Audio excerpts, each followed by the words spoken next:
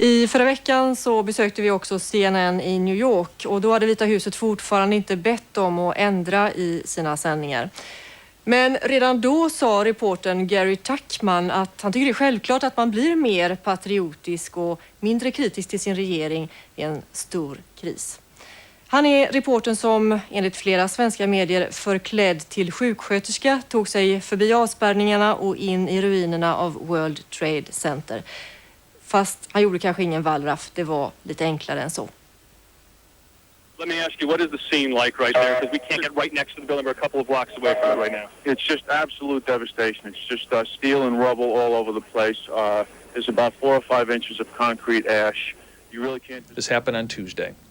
On Wednesday, a paramedic came up to me and said, I would like to take you back to show you the scene. I don't know if you're allowed to be there, but I will take you back. And I went back with her. And I didn't pretend I was a paramedic. I was Gary Tuckman, CNN correspondent. And no one had any problem with me being there as long as I was with her at all times. So that's how I saw the scene the very first time, right on ground zero, with a paramedic who was doing some very valiant work. Like at this hour, Gary Tuckman has been at ground zero all day long. We immediately started working. We got here at 3 in the morning after this happened.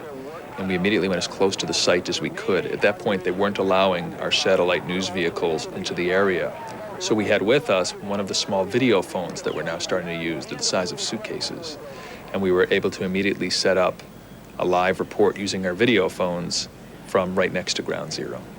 Many journalists were really at risk in covering the story, and I think they've done a very heroic job in talking about what happened. It's not clear they've done as good a job in talking about why it happened or what the background to it is.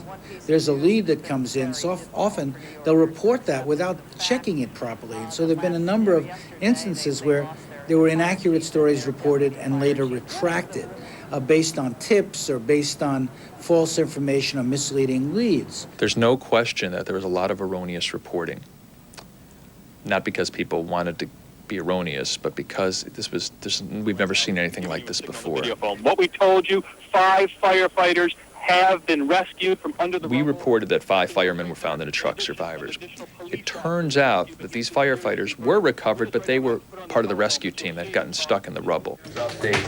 War is good for business for media. During the Gulf War, CNN's ratings went up dramatically, and all news watching is going up dramatically again in a sense of a time of crisis. The problem is there a sameness to it? Is there a kind of jingoism to it, a kind of rally around the flag mentality? And a lot of people are worried that that's happening and that there's a climate of self-censorship, of journalists not reporting or being afraid to propose stories. The media has been sort of marching to some degree in lockstep with the government. That's dangerous. The climate changes when you go through something like this, but I can guarantee you in the days and weeks and months to come, you'll start seeing the more normal adversarial relationship between the government and the news media in this country. Some critics even say that journalists has been working more like a propaganda machine than journalists. Do you agree? I've been in countries before where journalists were part of the propaganda machine, and I can assure you that's not what's happening here. It's not as confrontational, it's not as give and take as it usually is. But I liken it to the husband-wife scenario. You argue about something, an important thing, and then a crisis occurs in your life or in your marriage, and you cool it down for a little bit. Doesn't mean you're not going to take it up again or take care of it, but it does mean that you have to change your tactics a little bit. And that's what I think is happening here right now. Do you think it gives the president more freedom of action?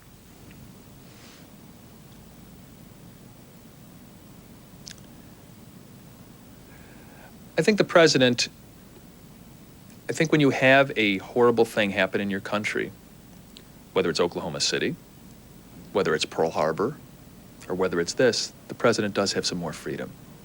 But he still has to use that freedom wisely because there's a lot of checks and balances in this country.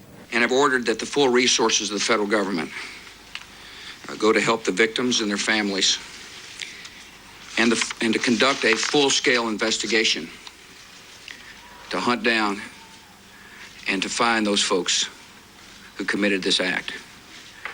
Terrorism against our nation will not stand.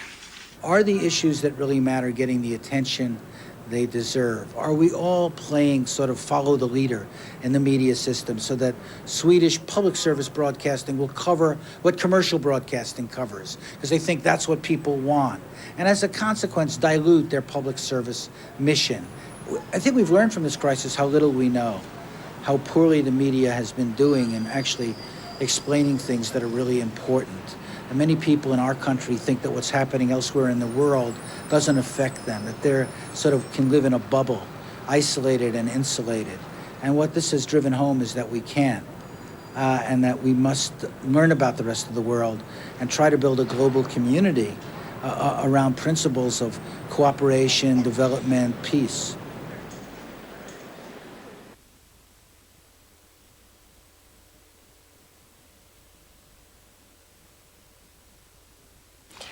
Vi har med oss Cecilia Udén, Sveriges Radios korrespondent i Washington.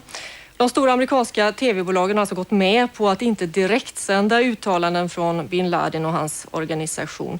Vad har de här påtryckningarna från Vita huset